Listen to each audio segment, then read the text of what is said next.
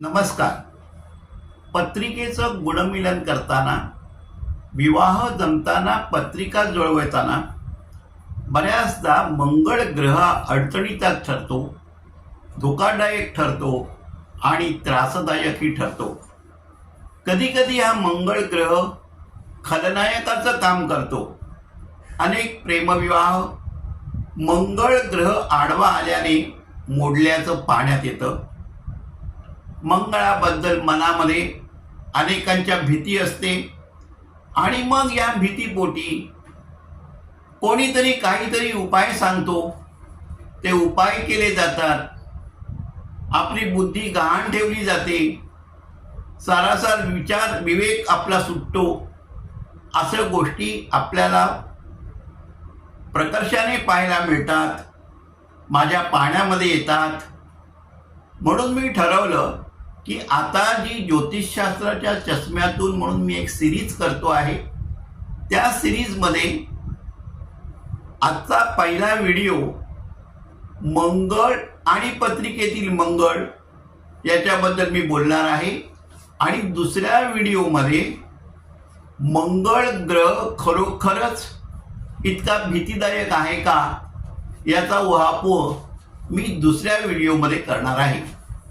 आजच्या या व्हिडिओमध्ये आपण असं म्हणू की कुठलाही विषय समजून घेत असताना, विषय समजावून सांगत असताना त्या विषयाचे विविध पैलू डायमेन्शन असतात.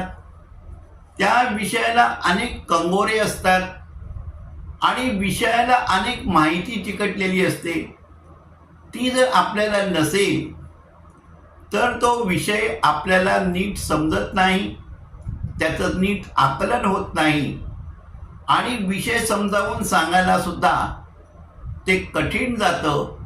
ॲब्सॉर्ब व्हायलाही कठीण जातं, ॲसिमिलेट व्हायलाही कठीण जातं.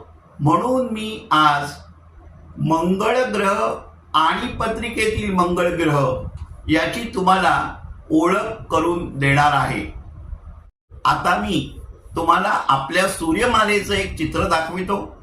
त्याच्यामध्ये सूर्याच्या जवळ ग्रह बुध, शुक्र, पृथ्वी, त्याच्यानंतर मंगळ, गुरु, शनी, हर्षल, नेपच्यून.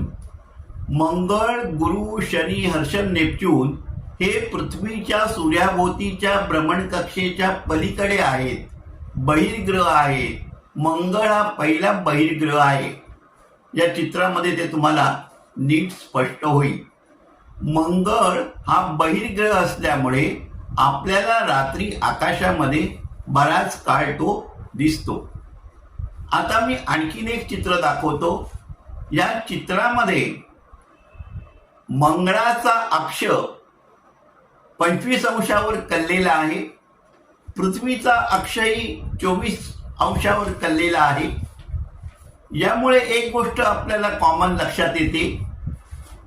मंगळाची स्वतःभोवती जी प्रदक्षिणा म्हणजे सोलार डे असतो तो 24 तास 37 मिनिटाचा असतो. पृथ्वीवरचाही सोलार डे 24 तासांचा असतो. पण मंगळ ग्रह हा पृथ्वीच्या सूर्याभोवतीच्या भ्रमणकक्षेच्या पलीकडे आहे. पृथ्वीपेक्षा मंगळाचं सूर्यापर्यंतचे अंतर हे पृथ्वीचं आणि सूर्याच्या अंतरापेक्षा अधिक असल्याने मंगळाला सूर्याभोवती प्रदक्षिणा करायला 687 दिवस लागतात. पृथ्वीपेक्षा जास्त वेळ लागतो. हा जो मंगळ ग्रह आहे हा तांबूस रंगाचा दिसतो. ज्येष्ठा आणि रोहिणी हे ग्रह सुद्धा, हे तारे सुद्धा थोडेसे तांबूस आहेत. पण मंगळ ग्रह आपण फिगर आउट करू शकतो इतका तो प्रॉमिनंट लाल रंगाचा तांबूस आपल्याला आकाशामध्ये दिसतो. आता एक छोटंसं सांगतो. मंगळावरचं गुरुत्वाकर्षण आणि पृथ्वीवरचं गुरुत्वाकर्षण याच्यामध्ये फरक आहे. पृथ्वीवर जर तुमचं वजन 45 किलो असेल तर ते मंगळावर 17 किलो होतं. हे जस्ट तुमच्या माहितीसाठी म्हणून मी सांगितलं. पत्रिका ही जी लिहिली जाते त्याच्यामध्ये रवी म्हणजे सूर्य, मंगळ, बुध, गुरु, शुक्र, शनी हे ग्रह लिहिले जातात. पृथ्वी त्याच्यामध्ये लिहिली जात नाही.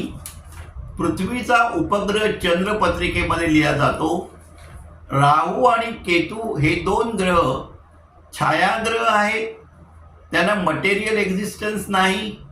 अशा रीतीने 9 ग्रह हे पत्रिकेमध्ये लिहिले जातात. हर्षल, नेपच्यून हे जे ग्रह आहेत हे जुन्या ज्योतिषशास्त्रामध्ये भविष्य कथनासाठी जास्त त्याच्यावर लक्ष केंद्रित केलेलं नसे. हे 9 ग्रह फक्त फलादेशाच्या दृष्टीनं महत्त्वाचे मानलेले आहेत. ते आपल्या सूर्यमालेतील ग्रह आहेत आणि या नवग्रहांचा उल्लेख व्यासांनी जे नवग्रह स्तोत्र रचलेलं आहे त्याच्यामध्ये आहे. नवग्रह स्तोत्र म्हणून जे आहे त्या नवग्रह स्तोत्रामध्ये मंगळ ग्रहाची स्तुती आहे. तो श्लोक मी तुम्हाला म्हणून दाखवतो आणि स्लाइडवर पण दाखवतो. धरणी गर्भसंभूतम विद्युत कांती समप्रभम कुमार शक्तिहस्तं च तम मंगलम प्रणमाम्यहम. त्याचा अर्थ असा आहे की धरणीच्या पोटातून जन्मलेला, विजेसारखी अंगकांती असलेला, हातामध्ये शक्ती हे शस्त्र धारण केलेला कुमार स्वरूप अशा त्या मंगळाला मी वंदन करतो, असा या श्लोकाचा अर्थ आहे. मला सुरुवातीला वाटायचं धरणी गर्भसंभूतम म्हणजे पृथ्वीच्या पोटातून. मंगळ काही पृथ्वीचा उपग्रह नाही आहे, मग हे असं का म्हटलेलं आहे. पण नीट विचार केल्यानंतर असं लक्षात येतं की मंगळाची काही कॅरेक्टरिस्टिक्स ही पृथ्वीसारखी आहेत, किंबहुना मंगळाची काही भूवैज्ञानिक वैशिष्ट्य ही पृथ्वीसारखी आहे. उदाहरणार्थ दर्या, ज्वालामुखी, मंगळावर ज्वालामुखी आहे, पर्वत रांगा आहेत, मैदाने, घाटी आहेत. मंगळावर पृथ्वीसारखे ऋतू आहेत आणि मंगळाला स्वतःभोवती फिरायला 24 तास लागतात. आज आपल्याला मंगळाबद्दल भरपूर माहिती उपलब्ध आहे. मंगळावर अंतराळ यानं गेलेली आहेत आणि आजचं विज्ञान असं सांगतं की जीवसृष्टी जर असेलची शक्यता मंगळ ग्रहावर आहे किंवा पूर्वी जीवसृष्टी मंगळ ग्रहावर असावी, अशा प्रकारे ही मंगळाची स्थिती आहे. म्हणून नवग्रह स्तोत्रामध्ये मंगळाबद्दल बोलत असताना मंगळ आपल्या सूर्यमालेतील सर्वात लहान ग्रह आहे म्हणून कुमार, विद्युत कांती म्हणजे ज्वालामुखी असलेला असा हा तप्त ग्रह आहे. तर उगाचच काही ते म्हटलेलं नाही. आपण असं म्हणू की त्याला काहीतरी वैज्ञानिक आधार आहे. आता दुसरं म्हणजे फलज्योतिषशास्त्रामध्ये या मंगळाला जे कॅरेक्टरिस्टिक दिलेले आहेत, कारकत्व दिलेले आहेत, मंगळ काय करतो ते मी तुम्हाला समजावून देतो. मंगळ क्रौर्य, पराक्रम, उद्योग, उत्पात, अग्निप्रलय, साथीचे रोग, दंगेदोपे, वादळे, युद्ध याचा कारक ग्रह आहे. म्हणून ग्रीस आणि रोमन लोक मंगळाला युद्धदेव म्हणत. भूमिपुत्र म्हणून मंगळाचा उल्लेख केला जातो. त्याला शेतीची देवताही असं आपल्याकडे मानलेलं आहे. हा मंगळ खरं तर मंगल करणारा ग्रह आहे, परंतु ज्योतिषशास्त्रामध्ये गुणमिलन करत असताना विवाहाच्या वेळेला तो खलनायक म्हणून आपल्या समोर येतो. त्याच्याबद्दल मी तुमच्याशी नंतर सविस्तर बोलणार आहे. हे जे आकाशामधले ग्रह आहेत ते ग्रह स्वतःच्या भोवती फिरत असतात. आपल्या सूर्यमालिकेतील हे सगळे ग्रह सूर्याच्या भोवती प्रदक्षिणा घालतात. आपापल्या मार्गाने त्यांचं मार्गक्रमण चाललेलं असतं. त्यांचं स्वतःचं एक गुरुत्वाकर्षण असतं आणि इतर ग्रहांचं गुरुत्वाकर्षण. यामुळे हे सगळं तारामंडळ ग्रहमंडळ व्यवस्थित कार्य करत असतं. ज्योतिषशास्त्रामध्ये हा जो मंगळ ग्रह आहे त्या मंगळ ग्रहाचं कारकत्व मी तुम्हाला सांगितलं. पण पत्रिकेमध्ये मंगळ आहे म्हणजे काय, मी एक चित्र दाखवतो, ते तुम्ही नीट पहा. या चित्रामध्ये 1, 4, 7, 8 आणि 12 असे आकडे मी लिहिलेली आहेत. ती पत्रिकेतील स्थानं आहेत. 1, 4, 7, 8 आणि 12. या स्थानामध्ये जर मंगळ ग्रह असेल तर ती पत्रिका मंगळाची असते. मुलाची पत्रिका असेल आणि या स्थानामध्ये जर मंगळ असेल तर मुलाची पत्रिका मंगळाची झाली. मुलीची पत्रिका असेल तर या स्थानामध्ये 1, 4, 7, 8, 12 स्थानात मंगळ कुठलाही पैकी एका स्थानात मंगळ असेल तर ती मुलीची पत्रिका मंगळाची होते. आणि गुणमिलन करत असताना मंगळाची पत्रिका म्हणून जे म्हटलं जातं तर या स्थानात मंगळ असेल तर. बरं, एवढ्यावर आहे का? नाही.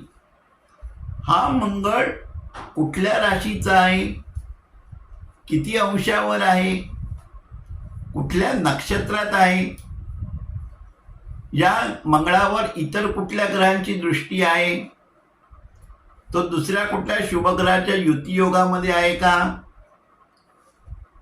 प्रतियोगामध्ये आहे का, या सगळ्या गोष्टी विचारात घेतल्या जातात. आणि मग ठरवलं जातं की मंगळाच्या या 2 पत्रिकेचं गुणमिलन होतं का नाही. एखाद्याला मंगळ आहे आणि दुसऱ्याला मंगळ नाही तरी पत्रिका जुळतात. हे काम ज्योतिषाचं आहे, अत्यंत शास्त्रशुद्ध आहे ते. तर पण मंगळाची जी भीती मनामध्ये आहे त्याची उत्पत्ती कुठे आहे. बऱ्याच वेळेला असा एक समज किंवा ठोकताळा आहे की मंगळ आहे मुलाला आणि मुलीला नाही, व्हायचा वर्षा. त्यांचा जर विवाह झाला तर जोडीदार दगावतो. काही बाबतीत घडलंही असेल. पण ही भीती आहे म्हणून नको बाबा मंगळाची पत्रिका नको, असं होतं. म्हणून ह्या भागामध्ये मी तुम्हाला खगोलशास्त्रीय मंगळाबद्दल थोडीशी माहिती दिली. ज्योतिषशास्त्रामध्ये मंगळाचं कारकत्व मी तुम्हाला सांगितलं. कुठल्या स्थानामध्ये मंगळ असेल तर ती पत्रिका मंगळाची असं म्हटलं जातं तेही तुम्हाला सांगितलं. आणि पुढच्या भागामध्ये मी मंगळ ग्रह खरोखरच धोकादायक आहे का, त्याची एवढी भीती बाळगण्याची कारण आहे का, याच्याबद्दल मी डोळसपणे मांडणी करणार आहे. ती तुम्ही त्या पुढच्या भागातली ऐका. दोन्ही भाग एकत्रित ऐकल्यानंतर हा विषय तुम्हाला अतिशय सोपा म्हणून